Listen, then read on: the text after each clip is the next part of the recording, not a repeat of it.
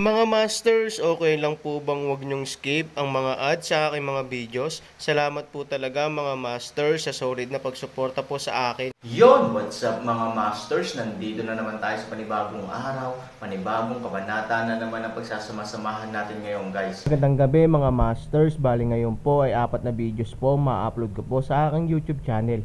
Tama nga mga masters, 4 na videos nga po ang ma-upload ko po.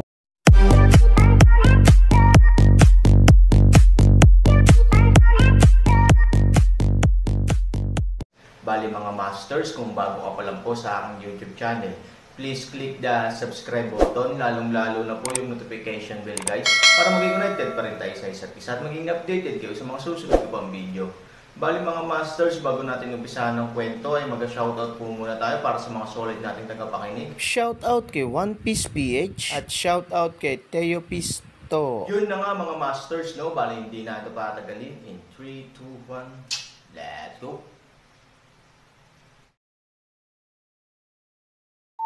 Kabanata 2071 hanggang 2075. Takot na takot si Shen Lingyao na mahina ang kanyang mga paa. Para sa kanya, ang pera ay maaaring mawala, ngunit ang kanyang kawalang kasalanan ay hindi kailanman masisira. Isa pa, hindi siya kapos sa pera ngayon. Ang kaya niyang lutasin ng pera ay wala. Maaari kitang bigyan ng kahit anong pera na gusto mo. Sabi ni Shen Lingyao. Pero hindi ako interesado sa pera. Kung willing kang makipagtulungan sa akin, I can make you suffer less. Sabi ni Aaron. Si Shen Lingyao ay direktang natakot sa pag-iyak, humihikbi at sinabing, Kuya, pabayaan mo na ako, hindi pa ako kasal. Hindi inaasahan ng Aaron na matatakot si Shen Lingyao. Mabilis niyang hinubad ang kanyang maskara at sombrero at sinabi sa kanyang normal na boses, Shen Lingyao, binibiro lang kita. Hindi mo kailangang mag-exaggerate. Nakinig si Shen Lingyao sa pamilyar na boses at natigilan sandali. Pagtingin niya sa rearview mirror, nakita niya ang pamilyar na mukha. Ilang sandali, nagalit si Shen Lingyao. Aaron, wala ka bang gagawin? Wala akong sama ng loob sa'yo. Ano bang tinatakot mong gawin ko? Galit na sabi ni Shen Lingyao. Ang Aaron ay tumitingin kay Jiang Yingying na may pagdududa. Si Jiang Yingying ay nagpapakita rin ng kakaibang hitsura. Normally speaking, sa relasyon ni Shen Lingyao kay Ivory, kung ang balita ng pagkamatay ni Aaron ay naipadala na pabalik sa Yuncheng, dapat niyang malaman ito, ngunit sa paghusga sa kanyang pagganap, mukhang hindi niya ito alam. Hindi ba nakakapagtaka na hindi ka natatakot na makita akong buhay? Han 3,000 ay hindi maintindihan ng magtanong ng paraan. Natatakot ako sa ginagawa mo. It's a single choice. It's nothing to fright people furtively. Sinabi ni Shen Lingyao kay Aaron na nakataas ang kamao. Nang makita ang pagganap ni Shen Lingyao, mas kumbinsido si Han Sanchen na ang balita ng kanyang pagkamatay ay hindi na ilalabas. Sadya bang hindi isiniwalat ng Hillside Villa ang bagay, o ang ugat ay si Fang Zun, na hindi man lang ipinaalam sa kanyang pamilya ang balita? Shen Lingyao, nakapunta ka na ba sa Hillside Villa kamakailan? Tanong ni Aaron. Sa pagsasalita tungkol sa Hillside Villa, naisip ni Shen Lingyao ang karamdaman ni Su Yingxiao at sinabing, kailan ka bumalik? Bumalik ka ba sa Hillside Villa? Hindi pa, sabi ni Aaron. Sa sobrang pananabik ni Shen Lingyao ay pinalo niya ang Aaron sa balikat at sinabing, kung hindi ka uuwi ka agad, magkakasakit ka. Nag-imbita si Nangang Bolang ng mga sikat na doktor mula sa iba't ibang panig ng mundo. Wala silang magawa, si Ivory ay may sakit. At napakaseryoso nito. Agad na lumubog ang ekspresyon ni Aaron at sinabi kay Shen Lingyao, magmaneho pabalik sa Hillside Villa. Mabilis na pinaandar ni Shen Lingyao ang sasakyan, at silang tatlo ay nagtungo sa Yondengshan Villa. Si Shen Lingyao ay madalas na bumibisita sa Hillside Villa, kaya't ang mga kapatid na responsable sa pagbabantay sa pinto sa paanan ng bundok ay kilala lahat ng kanyang sasakyan at diretso itong pinaandar. Tingnan ang ganitong uri ng pagpapakita. Aaron alinlangan nagtanong, kung ano ang sitwasyon, kung bakit may mga kaya maraming mga tao na nagbabantay. Lahat sila ay taga-Moyang. Ngayon ang Yondengshan Villa ay hindi pinapayagan para sa mga tagalabas na pumasok at lumabas, at lahat sila ay lumayo pansamantala, upang maiwasan ang malisyosong chismis tungkol sa sakit sa Yuncheng. Paliwanag ni Shen Lingyao. Nang marinig ang mga salitang ito, ang puso ni Aaron ay nagtaas ng kanyang lalamunan. Mukhang may malubhang karamdaman si Ivory. Kung hindi, hindi gagawin ni Moyang ang mga bagay ng labis. Pagkatapos ng lahat, ang Yongdong Villa ay tahanan ng maraming lokal na celebrity sa Yuncheng. Kung hindi sila papayag ang umuwi, tiyak na masasaktan nila ang ilang tao, ngunit walang pakialam si Moyang. Ito ay sapat na upang patunayan ang sakit ni Ivory. Anong meron kay Ivory? Bago siya umuwi, hindi napigil ang magtanong ni Aaron. Katandaan, sabi ni Shen Lingyao, Majay, tuldok, maging sinay. Hindi alam ni Han Sanchen kung bakit, ngunit naisip niya ang mga bagay sa bahay na bato sa unang pagkakataon. Nang makita niya si Fu Yao, siya ay tumatanda sa napakabilis na bilis, natuyo at naging mga patay na buto, at nabuo ang isang butil. Dahil ba dito naapektuhan si Ivory? Kung gayon, maaaring totoo ang reincarnation. Sa wakas, sa Hillside Villa, Aaron ay hindi na makapaghintay na lumabas ng kotse, nasa harapan na sina Moyang at Nangang Bolang. Nang makita ng dalawang lalaki ang Aaron, sila ay natigilan saglit. Pagkatapos ng lahat, nalaman lang nila mula kay Fang Zon na ang Aaron ay may mahalagang gawain at hindi na siya makontak, ngunit ang Aaron ay bumalik kaagad. Aaron, paano ka nakabalik? Hindi ba sinabi ni Fang Zon na mayroon kang espesyal na misyon, at hindi ka man lang niya makontak? Tinanong ni Mo Yang si Aaron.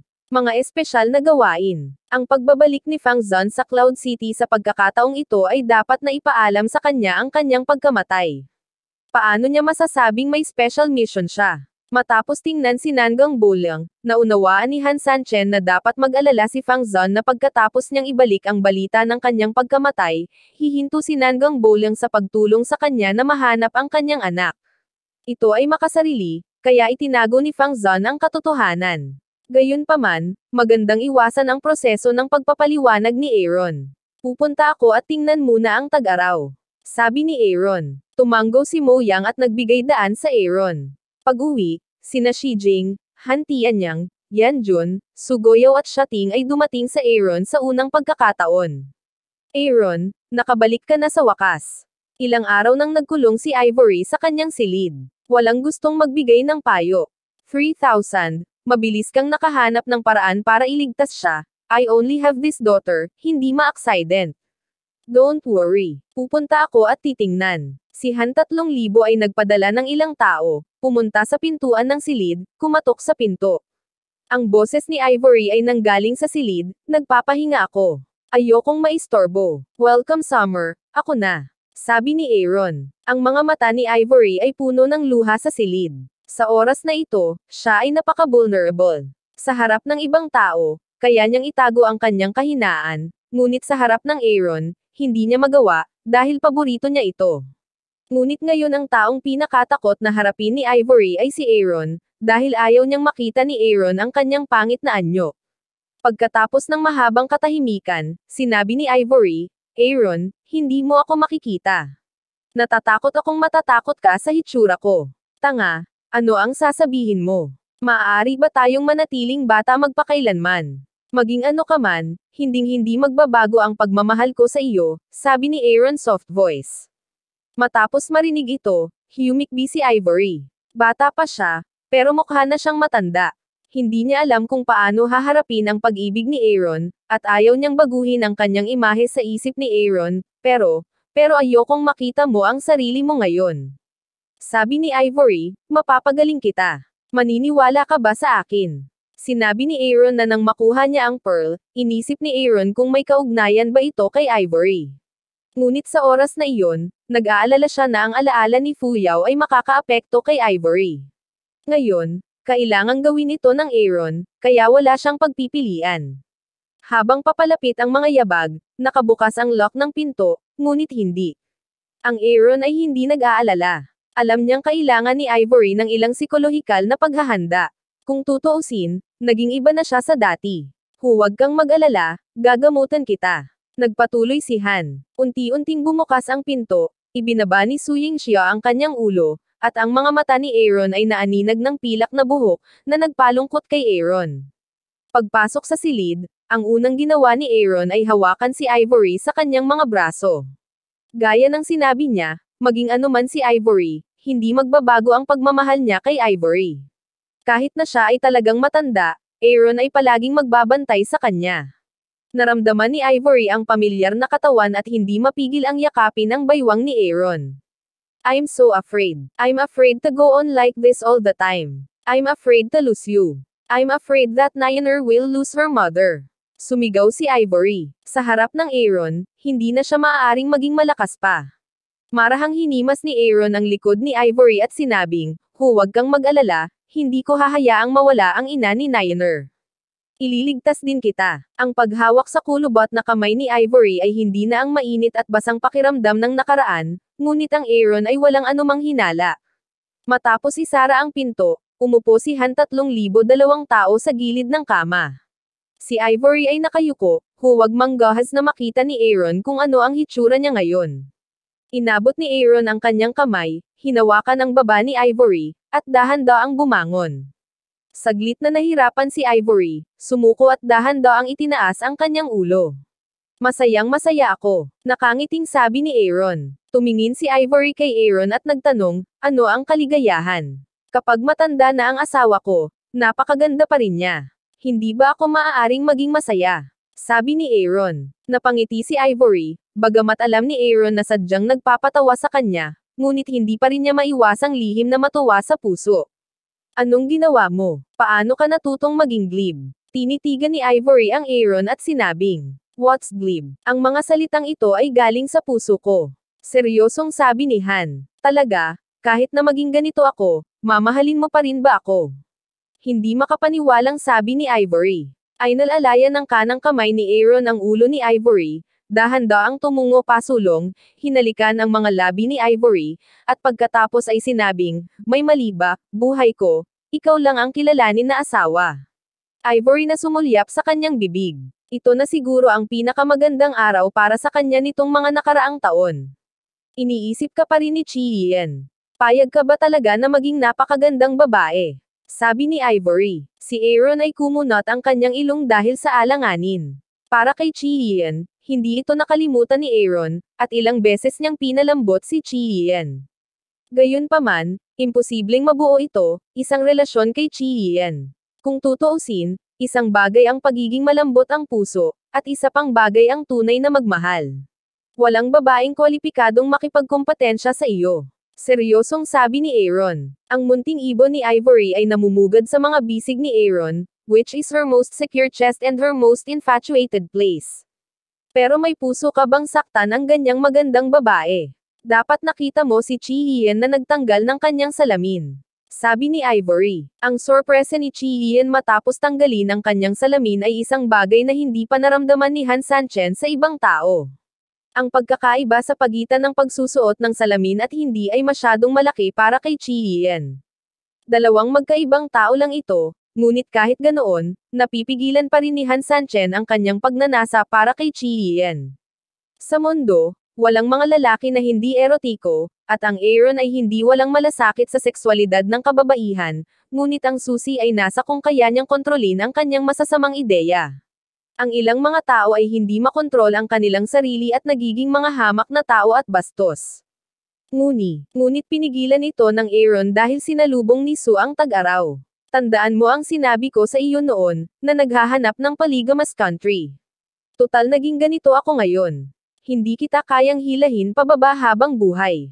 Hanggat hindi mo ako pababayaan, I'll maging lubos na nasisiyahan. Nagpatuloy si Ivory. Hindi napigilan ni Aaron na sampalin si Ivory sa hita at sinabing, sabi ko, kaya kitang pagalingin. Ang ganitong uri ng mga salita, si Su Yingxia ay dapat maaliw, dahil si Nangang Bolang ay hindi makahanap ng mga sikat na doktor sa buong mundo. Paano siya gagamutin ni Aaron? Huwag mo akong aliwin. Ang pag-asa ay mas kakilakilabot kaysa kawalan ng pag-asa. Sabi ni Ivory. Huminga ng malalim si Han Sanchen at inilabas ang namumuong butil. Kung ang coagulating bead na ito ay magiging epektibo para kay Ivory, at kung magkakaroon ng anumang sequelae, hindi alam ni Han Sanyi. Ngunit sa kasong ito, maaari lang siyang sumubok, dahil malakas ang kanyang pakiramdam na ang biglaang pagbabago ni Ivory ay may kinalaman kay Fuyao.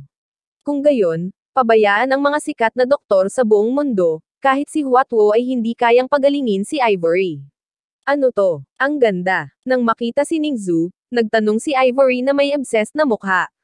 Ang mga kababaihan, na nakakakita ng magagandang bagay, ay palaging nagpapakita ng gayong panig. Hindi maipaliwanag ni Aaron kay Ivory ang pinagmulan ng perlas na ito, at hindi siya naniwala dito. Ang tanging nasabi niya, ito ang banal na gamot na nakuha ko mula sa Apocalypse. Nakakapagpagaling ito ng lahat ng uri ng sakit. Apocalypse. Ang mga mata ni Ivory ay agad na nagsiwalat ng liwanag ng pag-asa. Anong klaseng apocalypse ang meron? Alam na alam ni Ivory na kung ang gamot na ito ay talagang nagmula sa apocalypse, baka ito ay makapagpapagaling sa kanya. Ito ay tiyak na napakahalaga, tanong ni Ivory, kung ikukumpara sa iyo, wala lang. Tumawa si Aaron, dahil binigyan ka ni Mr. Lee ng ganoon kaalagang bagay, tiyak na umaasa akong magagamit mo ito sa isang mahalagang oras. Paano mo ito maibibigay sa akin? Umiling si Ivory, para sa akin, ito ang pinakakritikal na oras. Walang maihahambing sa iyo, sabi ni Aaron. Iniyuko ni Ivory ang kanyang ulo. Nagpatuloy si Han, buksan mo ang iyong bibig, kung hindi, kukunin ko ang aking anak na babae. Hindi mo na makikita ang aming maliit na batang babae. Itinaas ni Ivory ang kanyang ulo at masunurang ibinuka ang kanyang bibig. Sa sandaling ilagay ni Aaron ang butil sa bibig ni Ivory, ito ay nagiging ambon at dumiretso sa lalamunan ni Ivory, kaya mas kumbinsido si Aaron na mayroong koneksyon sa pagitan ni Fu Yao at Ivory. Pinakain mo ako ng mabilis. Ivory walang naramdaman sa bibig niya. Hindi niya maiwasang paalalahanan si Aaron, kumain ka na. Tumawa si Aaron. Si Ivory ay tumingin kay Aaron ng may pagtataka at sinabing, paano ito? Wala akong naramdaman. Dahil elixir ito, natural na matuno sa bibig. Paano mo ito mararamdaman? Biglang nakaramdam ng hilo si Ivory sa utak. Sinabi, 3,000. Ako, ano ang bigla kong naramdaman? Bago siya matapos magsalita, nahimatay si Ivory. Yun na nga mga masters, no? Bali panibagong kabanata na naman yung natapos natin ngayong gabi.